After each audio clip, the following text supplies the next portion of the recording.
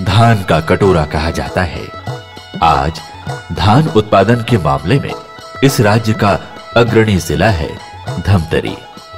धमतरी जिले को प्रकृति ने प्रचुर वन संपदा दी है।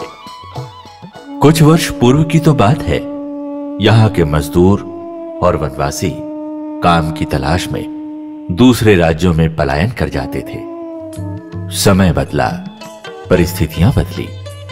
महात्मा गांधी राष्ट्रीय ग्रामीण रोजगार गारंटी योजना के साथ साथ राज्य की जन कल्याणकारी योजनाओं ने जिले की तस्वीर और तकदीर बदल दी है। महात्मा गांधी नरेगा के तहत वर्ष भर में 100 दिन का रोजगार सुनिश्चित किया जा रहा है। महात्मा गांधी राष्ट्रीय ग्रामीण रोजगार गारंटी योजना के क्रियान्वयन और उसकी सफलता के संबंध में जानकारी लेने के लिए हमने जिला धमतरी के कलेक्टर श्री नवल सिंह मंडावी से मुलाकात की। महात्मा गांधी नरेगा योजना धमतरी जिले के 4 विकास खंडों तथा 333 पंचायतों में सफलतापूर्वक संचालित है। इस योजना के तहत बहुत सारे काम जो ग्रामीणों के जीवन से संबंधित है उनको कराए जा रहे हैं, जैसे रोड चौड़ीकरण का काम है, तालाब गहरीकरण का काम है, रोड बिछाई का काम है, या गांव के अगर बीच में है तो उसमें सड़क निर्माण, सीसी रोड निर्माण का काम है। बहुत सारे काम मनरेगा योजना के तहत इस जिले में संचालित है, जिसके माध्यम से हम लोग जन कल्याणकारी काम करा रहे हैं। बहुत सारे ऐसे काम हैं जो वन भूमि के जो वनवासियों को जो पट्टे दिए गए हैं उनके जमीन को भी समतलीकरण करने का काम इस योजना के तहत किया जा रहा है। और ऐसे प्रिमेटिव टाइप बहुत पिछड़े आदिवासी लोग हैं यहाँ, जो कमार जाति के लोग हैं जो निवास कर रहे हैं दूरस्थ अंचलों में, बहुत सारे गरीब परिवार, आदिवासी परिवार है, या जो बहुत सारे जो वन भूमि के अधिकार के पट्टे जिन परिवारों को दिए गए हैं उनको इस योजना के तहत एक आवास बनाने के लिए इंदिरा आवास के तहत उनकी स्वीकृति भी दी गई है, उनके भवन भी बनाए गए हैं। वन विभाग में जो वृक्षारोपण के कार्य हैं, यह कार्य हमारे मुख्य मार्गों के जो दोनों तरफ जो वृक्षारोपण के कार्य हैं पूरे जिले में वो लिए गए हैं। और आप देखेंगे कि आने वाले दिनों में यह जब जो पौधरोपण जो हुआ है सड़क के किनारे, यह जब बढ़ेंगे तो उससे एक तो ग्रामीणों को फल खाने को मिलेगा और एक अतिरिक्त आमदनी ग्रामवासियों को मिले, इसके लिए एक साधन के रूप में वो सामने आएगा। भारत सरकार और राज्य सरकार की मंशा के अनुरूप अब महात्मा गांधी नरेगा भाग 2 में हितग्राही मूलक कार्यों को सर्वोच्च प्राथमिकता दी गई है। ये है धमतरी जिले का एक सुदूर गांव छिंदभर्री, जो नगरी विकास खंड के अंतर्गत आता है। आज के छिंदभर्री गांव में लहलहाती फसल, सिंचाई पंप, वृक्षारोपण के कारण खुशहाली का एक अप्रतिम उदाहरण सामने आया है। चलिए थोड़ा पीछे मुड़कर इस गांव के इतिहास के हम पन्ने पलटते हैं। मूल गांव मुरमसिल्ली जलाशय के डुबान क्षेत्र में आ गया। किसानों के घर और खेत डूब गए। जलाशय के दक्षिण की ओर एक ऊंचे स्थान पर इस गांव को विस्थापित किया गया। इस गांव का संपूर्ण क्षेत्रफल 515 हेक्टेयर है, जिसमें धारी नीचे की जमीन 19%, भर्री यानी मध्यम जमीन 29% तथा टिकरा यानी ऊपर की जमीन 52% है। ये गांव नए सिरे से तो बस गया, किंतु लोगों की प्रमुख समस्या थी रोजी रोटी की। रोजगार के लिए ये लोग दूर दूर भटकते थे। वर्षा का जल रुक नहीं पाता था। 19% कृषि जमीन भी सिर्फ बरसात के पानी पर निर्भर थी। अल्प वर्षा के कारण फसल समय पूर्व बर्बाद हो जाती थी। ऐसी विषम परिस्थिति में वर्ष 2007-2008 में एक स्वयंसेवी संस्था प्रदान द्वारा इस गांव का सर्वे कराया गया। प्रदान द्वारा गांव में बैठक रखी गई। लोगों को गांव के विकास के संबंध में प्रोत्साहित किया गया। अज्ञानतावश कई लोग इस प्रस्ताव का विरोध करने लगे। हमर जमीन जायदाद ला धार ले बेटा, हमर दाई बाप के चीज हमन काला खाबो। अंततः लोग सहमत हो गए। विकास का एक नया रूप देखने किसानों को गुजरात का भ्रमण करवाया गया। प्रदान संस्था ने प्रशिक्षण देने के साथ साथ तकनीकी मार्गदर्शन देकर लोगों का मनोबल बढ़ाया। गांव वालों ने सजगता का परिचय देते हुए ग्राम विकास समिति का गठन किया। ग्राम विकास समिति और ग्राम सभा में पुरुषों के साथ साथ महिलाओं की सहभागिता बढ़ने लगी। महिलाओं ने भी जागरूक होकर अपना स्व सहायता समूह बनाया। प्रथम चरण में भर्री टीकरा जमीन पर वृक्षारोपण करने का निर्णय लिया गया। नाबार्ड के माध्यम से 42 परिवारों के 35.5 एकड़ जमीन पर आम और काजू के पौधे रोपित किए गए। पौधारोपण के लिए प्रमुख समस्या थी पानी की। सामने विशाल जलाशय होने के बाद भी ये गांव पपीहे की तरह प्यासा रहा। लोगों ने अपनी बैलगाड़ी के माध्यम से, कांवर से, घुंडी से जमीन पर टैंक बनाकर या डीजल पंप के माध्यम से पौधों तक पानी पहुंचाने की व्यवस्था की। पौधों की ऊंचाई बढ़ने के साथ ही गांव के विकास का ग्राफ बढ़ने लगा। पहले सर के हमन है यहाँ भर्री जगह रही से सर, तो वो कुल थी उरीद बोत रहे।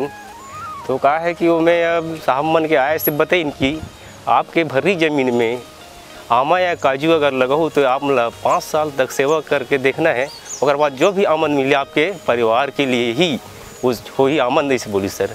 तो हमन हाँ वो जगह नक्शा खसरा दें साहब मन के माध्यम से और वहाँ ज़मीन में काम करें। साथ साथ 5 साल तो खैर हमला जैसे आमा और काजू के तो खैर आमन मिल ही साहब, तो वो साथ साथ हम आलू भाटा प्याज ओकर से भी सब्जी से हम आमदनी मिलते। अपन खुद के भी हमन हाँ वहाँ से जैसे आमदनी लेथन, खा पीवा और मार्केट में बेचतन। महात्मा गांधी नरेगा के प्रथम चरण में जहां अधोसंरचना विकास जैसे पहुंच मार्ग, तालाब गहरीकरण, लघु एवं मध्यम सिंचाई, नहर निर्माण का कार्य संपादित किया गया, वहीं मनरेगा के द्वितीय चरण में व्यक्तिगत लाभ देने के उद्देश्य से आय मूलक कार्य कराए जा रहे हैं। अब महात्मा गांधी नरेगा के साथ कृषि, उद्यानिकी, वन तथा मत्स्य विभाग को अभिसरण कर लोक कल्याणकारी प्रस्ताव तैयार किए जा रहे हैं। 2010 में जो प्रधान संस्था के द्वारा कार्यालय में आकर उनके जो टीम लीडर के द्वारा हम लोग से बातचीत किया गया, उसमें ये बताया गया कि बेसिक वहाँ की क्या प्रॉब्लम है, क्या समस्याएं हैं, उसको लेके बात किया गया। तो उस टाइम पे यहाँ पर तत्कालीन जो कलेक्टर मैडम थी और सीओ एलेक्स सर थे, उनके साथ हम लोगों ने जाकर वहाँ पर एक मीटिंग किया, और मीटिंग में जाकर हम लोगों ने क्या क्या गांव की समस्याएं हैं, समस्याओं के बारे में पहले सुना, और ऐसी गतिविधियां जो कि नरेगा से की जा सकती थी। जैसे खासकर जो हम लोग उसका मैप देखेंगे गांव का, तो टिकरा, भर्री और धारित तरह की ज़मीन जो है वहाँ पे, तो उस ज़मीन पर नरेगा से हम लोग क्या क्या काम कर सकते हैं, इसके बारे में हम लोगों ने पूरी बात किया। और प्रधान के साथ भी मिल के, जिला प्रशासन के साथ मिल के पहले हम लोगों ने जो गांव वालों ने एक्टिविटी चिन्हांकन किया था, जैसे खासकर लैंड डेवलपमेंट, डबरी, कुआं, प्लांटेशन, सीपीटी, इस तरह की गतिविधि को हम लोगों ने पहले मॉडल एस्टिमेट बनाया ताकि समय कम लगे जिला प्रशासन की तरफ से। तो हर हितग्राही का हम लोगों ने मांग लिया। मांग के बाद किया गया कि यदि कोई हितग्राही अगर 1 एकड़ ज़मीन करना चाहता है तो मॉडल एस्टिमेट के आधार पर उसको इनटू जितना लागत राशि, जैसे 2010 में जब हम लोगों ने शुरू किया इसको, तो प्रति एकड़ जो लागत थी 17,000 प्रति एकड़ था भूमि सुधार का काम का। तो हम लोगों ने 17,000 प्रति एकड़, यदि कोई हितग्राही 2 एकड़ कर रहा है तो 34,000 रुपये का उसको दे देते। और डबरी जो फॉर्म पॉइंट था उसको डिफरेंट साइज़ का हितग्राहियों के ज़मीन के नेचर के आधार पर, उसकी मांग के आधार पर चिन्हांकन किया गया। एकीकृत प्राकृतिक संसाधन कार्यक्रम के तहत अनुसूचित जाति जनजाति बीपीएल, इंदिरा आवास के हितग्राही, लघु और सीमांत किसान तथा वन अधिकार पट्टा प्राप्त लोगों को योजना का लाभ दिया जा रहा है। इस योजना के हितग्राही बनने के लिए मनरेगा जॉब कार्ड, जमीन का नक्शा, ग्राम सभा के पश्चात ग्राम पंचायत में अनुमोदन होना आवश्यक है। और हम लोगों ने इस प्रोजेक्ट में जो किया, कैटेगरी 4 को फॉलो किया। कैटेगरी 4 वर्क जो नरेगा गाइडलाइन बोलता है कि अनुसूचित जाति, जनजाति और बीपीएल परिवारों की निजी भूमि पर सिंचाई सुविधा का विस्तार करना।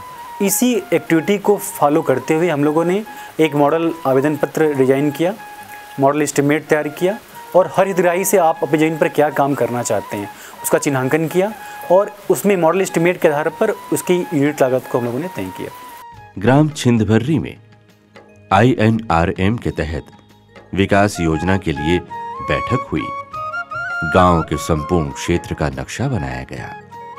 नक्शे में गुलाबी रंग टिकरा भर्री जमीन को, हरा रंग धारी जमीन को, ये भूरे रंग की बिंदी वृक्षारोपण को प्रदर्शित कर रही है। हल्का हरा रंग वन क्षेत्र को चिन्हांकित कर रहा है। प्रस्ताव को ग्राम सभा तथा ग्राम पंचायत चना गांव द्वारा अनुमोदित किया गया। जिससे अगर पानी ऊपर में रोकेंगे तो उसके सिपे से भी हमारा एक क्रॉप निकल जाएगा। साथ में जो नीचे का हमारा खेत बर्बाद हो रहा था धान खेत ऊपर के कटाव मिट्टी कटाव के कारण, वो हमारा अच्छा जमीन रहेगा। जिला पंचायत धमतरी द्वारा 32 परिवारों के 32 एकड़ जमीन की कार्य आयोजना स्वीकृत की गई। श्री शंकर लाल द्वारा जमीन दान देने पर एक तालाब का निर्माण किया गया। खेतों में अलग अलग प्रकार के डबरी निर्माण से 71 एकड़ जमीन में सिंचाई की व्यवस्था हो गई है। वहीं खेत के आसपास भूजल स्तर बढ़ने के कारण कुओं के पानी के स्तर में भी वृद्धि हुई है। भर्री यानी मध्यम और टिकरा यानी ऊपर की जमीन को समतलीकरण करके उसे कृषि योग्य बनाया गया। सिर्फ वर्षा के जल के भरोसे कृषि कार्य करने वाले लोगों के जीवन में आमूल परिवर्तन आया। पानी की कमी होने पर ये डीजल पंप द्वारा खेतों की सिंचाई करने लगे। अतिरिक्त आय के लिए मत्स्य विभाग द्वारा मछली पालन के लिए मछली के बीज प्रदान किए गए। जो रोल आता है कृषि विभाग के रोल में उनको अपना एग्रीकल्चर ट्रेनिंग के पॉइंट से नाडेप का है, वर्मी का है बताया गया और SRI में प्रदान के साथ साथ एग्रीकल्चर डिपार्टमेंट ने बहुत सारा हेल्प किया। फिशरी डिपार्टमेंट ने जिन किसानों के बड़े तालाब हैं, खासकर 50 × 10 साइज़ के जो तालाब थे, उसमें फोकस करके सारे किसानों का मत्स्य बीमा किया और उनको सीडलिंग प्रोवाइड किया मछली पालन के पॉइंट से, ताकि क्योंकि जब प्रोजेक्ट स्टार्ट किया गया तो कुछ ही किसानों का हम नहीं कर पाया, लेकिन तब भी वो एक पायलट के रूप में कुछ किसानों ने अपने निजी तालाब पे अपनी ज़मीन पर उन्होंने काम करना चालू किया। फॉरेस्ट ने किसानों के लिए बोरवेल और अपना इलेक्ट्रिफिकेशन के साथ बोरवेल दिया, जो कि प्रति किसान लगभग 3 लाख रुपए की लागत से बनाया गया। तो जो डेमोन्स्ट्रेशन और ये पूरा जो प्रोजेक्ट तैयार हुआ उसमें नाबार्ड बाड़ी परियोजना का योगदान लगभग 10 लाख रुपए, नरेगा लगभग 52 लाख रुपए, फॉरेस्ट डिपार्टमेंट लगभग 36 लाख रुपए और मूलभूत योजना जिला पंचायत के माध्यम से कुछ उन्होंने पेट्रोल पंप दिया वो लगभग 1 लाख रुपए और प्रधान के द्वारा वहाँ पर ट्रेनिंग, टेक्निकल सपोर्ट, मोबिलाइजेशन और जो बाड़ी प्रोजेक्ट उन्होंने रन किया। तो देखा जाए एक प्रकार से जो प्रोजेक्ट मॉडल था ये पूरा एक टीम एफर्ट के रूप में एक टोटल एक कन्वर्जेंस का एक बहुत अच्छा उदाहरण था, जिसमें पब्लिक भी आगे आई, डिपार्टमेंट भी आगे आए और एक नरेगा का एक अच्छा सा मॉडिफिकेशन करके हम लोगों ने जिले में काम किया। अब गांव के संपूर्ण क्षेत्र में विद्युत व्यवस्था हो गई है। अब विद्युत पंप द्वारा खेतों की सिंचाई होने लगी है।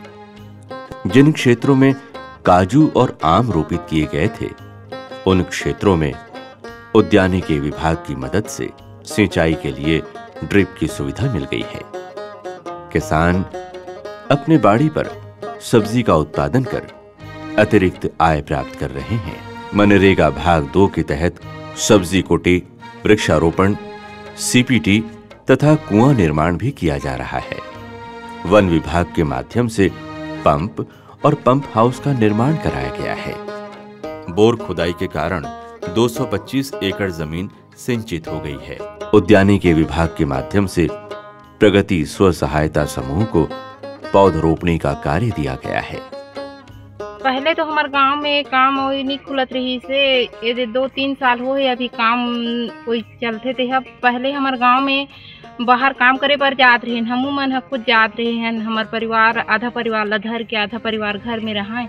अभी हमन प्रगति संचालक समिति बनाए हैं, जिसमें अभी हमन देसी पौधा के रोपण करे हैं।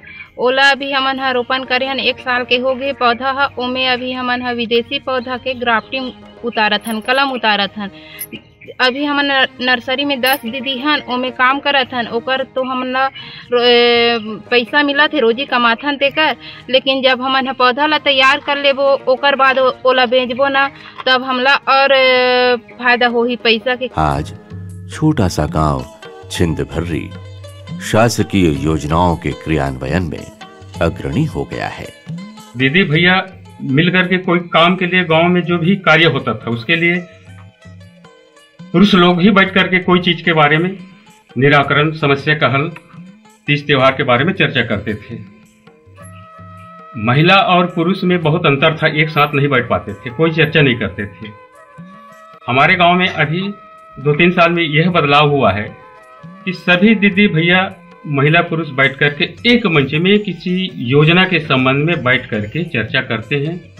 ना तो हम पहले ग्राम सभा को जानते थे, ना ही काम को कैसे मांगना है, कहाँ आवेदन डालना है, ये हमें मालूम नहीं था। महज 415 जनसंख्या वाले गांव छिंदभर्री की रंगत बदल चुकी है।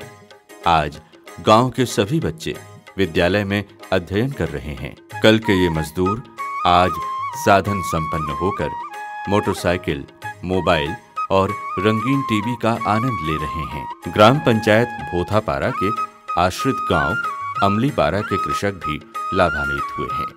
प्रभुलाल मरकाम की टिकरा भर्री जमीन को मनरेगा के माध्यम से समतलीकरण कराया गया। इन खेतों में आम और काजू के पौधे रोपित किए गए थे। अब आम और काजू के वृक्ष में फल लगने लगे हैं। पहली ये जमीन हर बंजर रही से कोदो कुटकी बोत रहे, और अब यह वाला नबार्ड वाला बनाई और सलाह बताई कि इसमें आमा पौधा लगाना है और इमें मरामत भी करना है, ऐसे टाइप की बताई। तभी कर सलाह से हमन हाँ अब ये आमा पौधा लगाए हैं और साग सब्जी भी लगाते हैं। अब ये बोर भी खोदा दे हैं, अब नीचे से पानी उन्हीं पलाते हैं।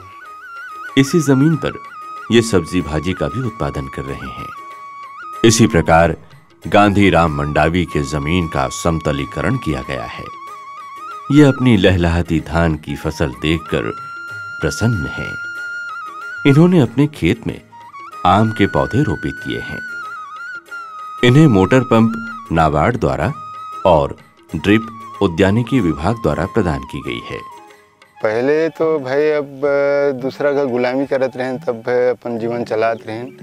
अब अपन खुद की ज़मीन में ने मेहनत करके अब जीवन चलाते हैं, कहीं जाए की जरूरत नहीं पड़ती। कल के ये मजदूर आज सुविधा संपन्न कृषक बन चुके हैं।